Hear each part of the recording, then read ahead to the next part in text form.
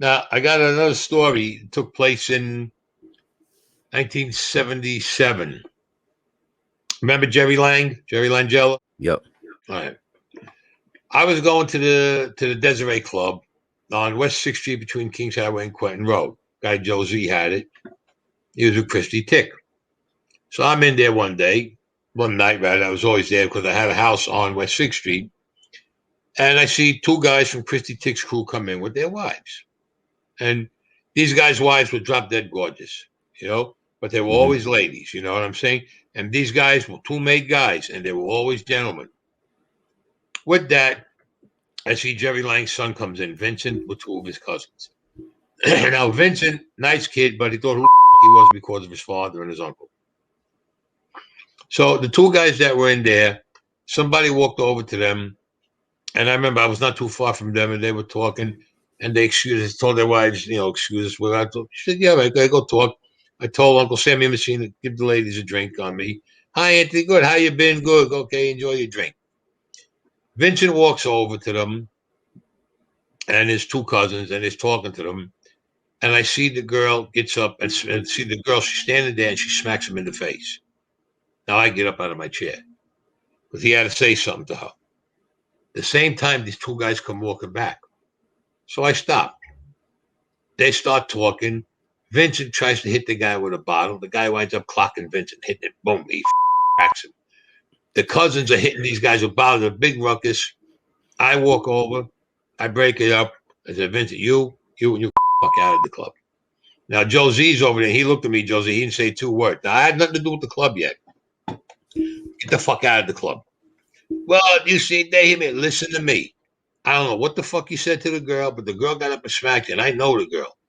And she wouldn't hit you in the face for nothing. Get the fuck out of the club. I hang out here. I don't need no fucking problems. Get out.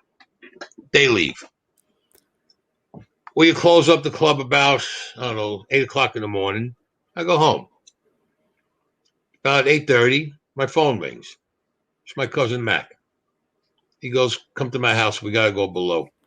He goes, there's a problem. I said, let me take a shower. He goes, all right, go ahead and then come pick me up. Took a shower, got dressed, pick him up. I said, what's going on? He goes, there was a problem last night in Desiree.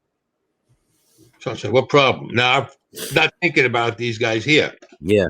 He goes, Christy Tick's men were there. There was a problem. I says, wait a minute, Mac. He says, whatever you got to say. He says, don't tell me now. He says, wait till we get in there. I walk into the dip. Now we're talking. I get there. We got there. It was about 10 o'clock. There's Christy with two of his guys, Allie Boy, Gerry Lang, Scappy, me and my cousin Mac. He says, so they called me in.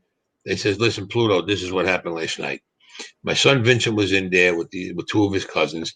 Two of the guys from Christy's crew, they got into a fight with them. And these guys over there, they pulled guns on them and they threatened them. They said they were going to kill them, that they knew where they lived. And I'm listening to this, and Christy Tick. It's a bunch of bullshit. And he says, you got to handle it. That's what he's talking about. He says, like this with the hand. He goes, take them out. The both guys. They threatened my son. Now, Christy Tick was there. He gave the okay. I says, wait a minute, Gerry. I said, that's not true. He says, what are you talking about? I said, I was there. So now everybody's looking at me. I said, I was there. I said, I'm the one who threw your son and your two nephews out of the club. He says, what happened? I said, the two guys, Christy's guys, they walked away. They were talking with somebody. The two wives were there. Vincent walks over with his cousins. One guy says something. They said something. The girl got up and smacked him in the face. As she smacked him, the two guys come back over. They approached Vincent and them. Your son tried to hit the guy with a fucking bottle, with a beer bottle. Your other nephew did catch the guy in the back head. A fight broke out. I broke it up and I told him to get out.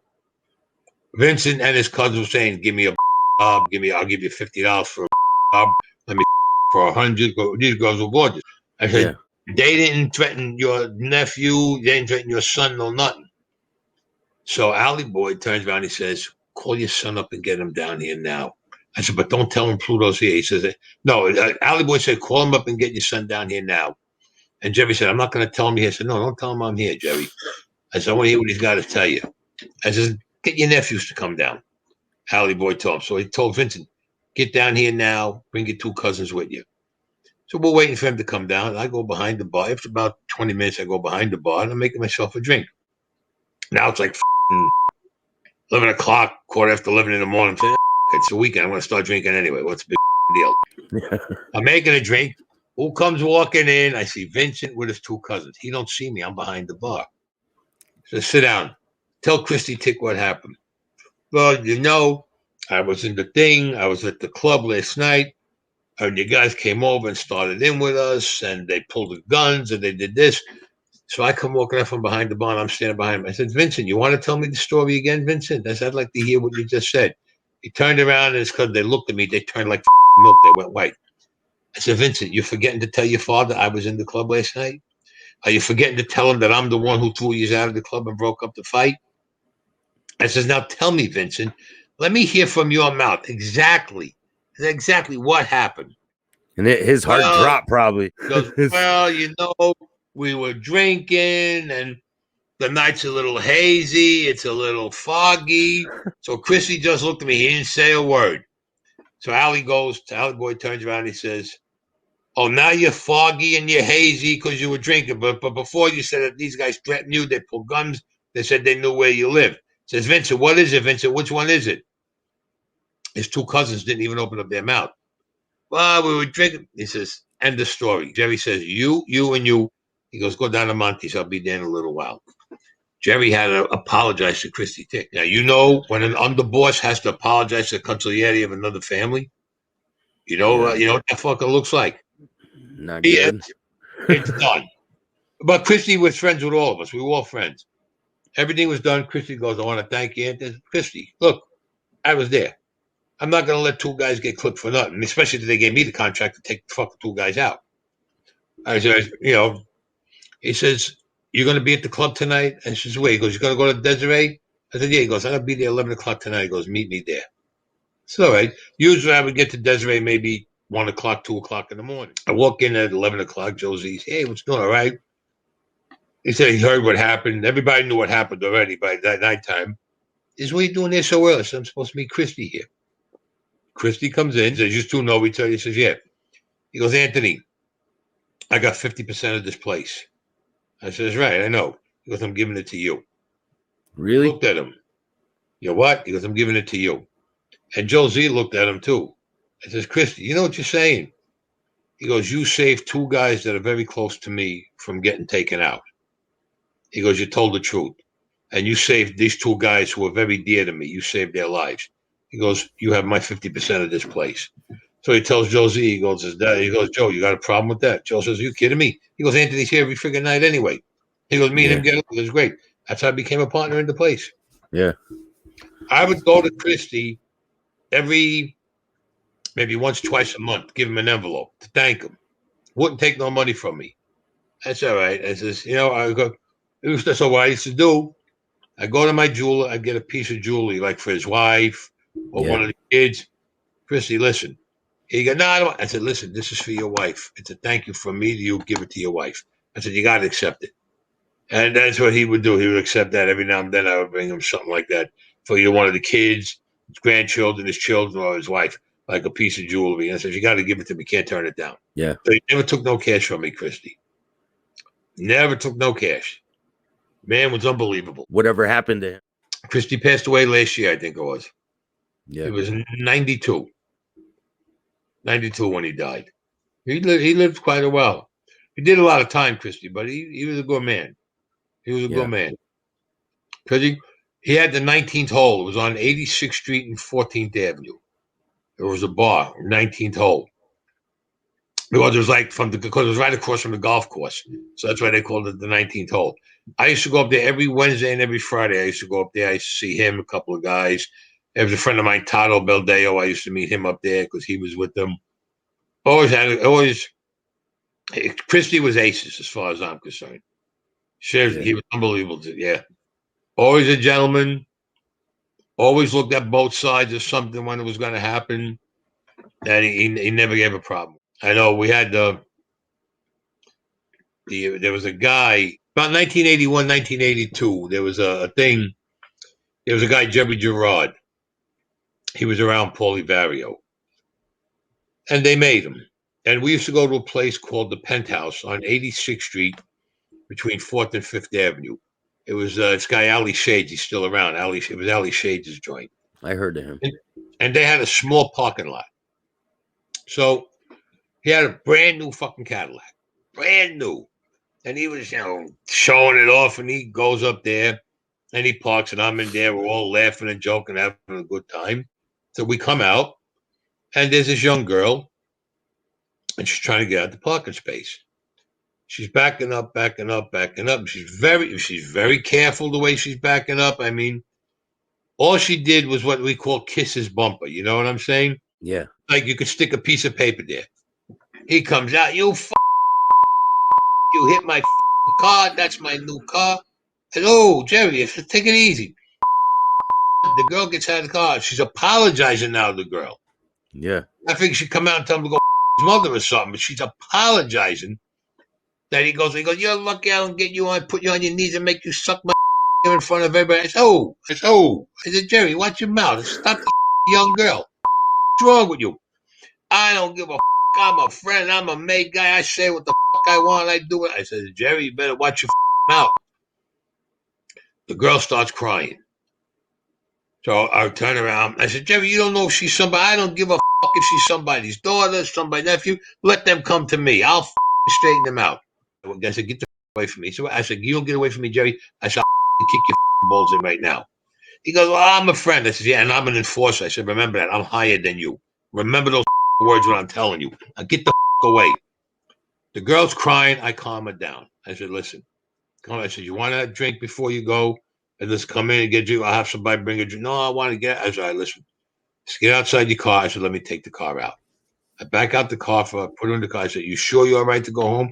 She's thanking me to no end, this girl. I said, you sure you're all right to go home? She says, yeah. I said, look, if you want a drink or something, I'll get somebody to go with you. I said, no. I said, okay. Just be careful when you go home.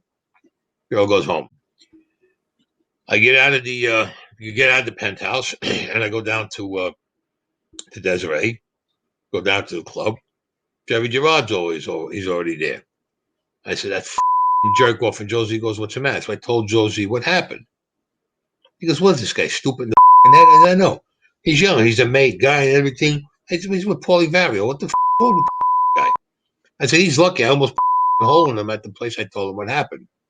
Now, the night goes on. All right, the club closed. I go home. I get another call. 8 o'clock in the morning, 9 o'clock in the morning. Yeah. Get down here. We got to speak to you. That was a famous line to me. Get down here. We got to speak to you. They call me every time, 8, 9 o'clock in the morning. Listen, this is what happened, blah, blah, blah, at the Penthouse. I said, yeah, I was there. You're the one who helped out the girl. The girl described you. We knew it was you. Go see the Gambino people. It's okay. Get dressed. I go see the Gambino people. The Gambinos themselves. All right, the real Gambino, not the people who run, the Gambinos themselves. Anthony, I want to thank you for what you did to my niece, for what you did for my niece. I says, oh, you got to be fucking kidding me.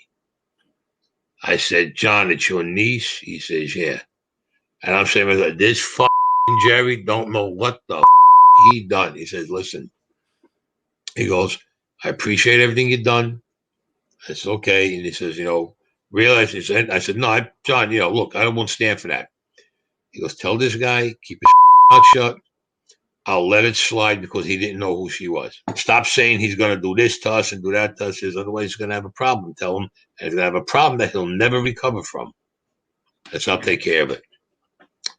I see him that night. I said, Gerry, come here. Let me talk to you. So I told him what happened. I went to see who she was.